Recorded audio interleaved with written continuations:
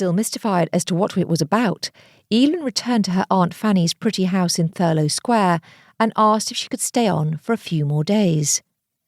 "Goodness," said Aunt Fanny, "we'd better get you some decent town clothes." Pleased with the way her plan was developing, her aunt proceeded to plunder her daughter's wardrobe in order, as she put it, to refurbish the girl. It was she who had mentioned to a friend with influential contacts in the Fanny organisation that she had a bright, healthy, bilingual niece kicking her heels at home, and could she help?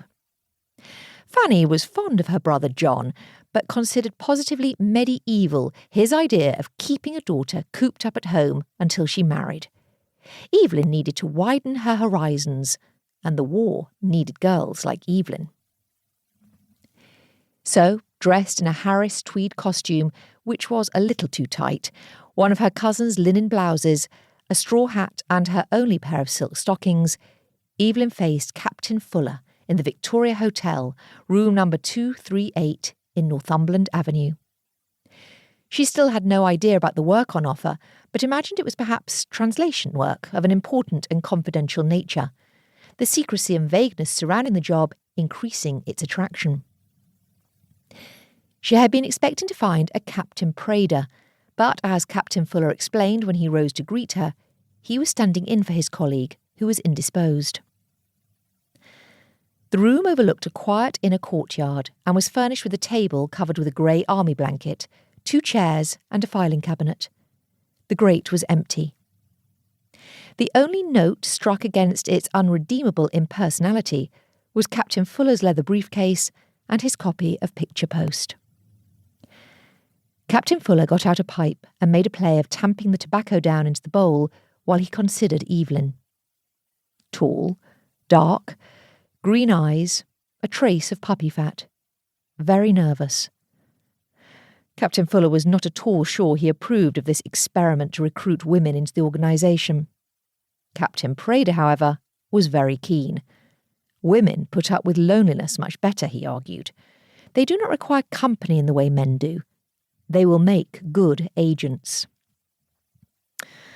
"Your maternal grandparents?" he asked, switching to French, fluent but careful and correct. "Where exactly do they live?"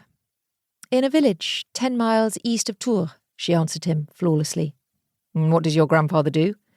"He farms and also runs a small printing business as a hobby. My uncle, my mother's brother, helps him." "Do you have any cousins?" "André, he is 22. Madeleine, who is 20. Yvonne is now 16, I think." "And you are known in the area?" "Oh, yes, indeed. My mother's family have lived there for generations. We're an important part of the village." "I see. Are you well known there?" "Oh, yes. I've been there every summer since 1934, including 1939. I was there when war was declared, but I managed to get a passage home quite quickly. My mother was anxious that I grew up speaking French. She sometimes came with me." Evelyn began to relax a little. "I have quite a few friends there, but of course we haven't been in touch since—" "Tell me about your background." He did not look particularly interested. Evelyn dutifully recited more facts. Born at the family home in Castle Carey, her father joined up in 1916, was wounded and sent home. Her parents married in 1919, and she had been born in 1920 and sent to boarding school at the age of 11. Her father forbade her to go to university, damn fool stuff, and refused to allow her to work. "Your place is at home, my girl." It was only the advent of another war that persuaded John St. John to allow Evelyn to answer Aunt Fanny's summons. "How does your mother feel about the situation in France?" Captain Fuller edged closer to Evelyn's political opinions. "My mother? What had her mother to do with the job?"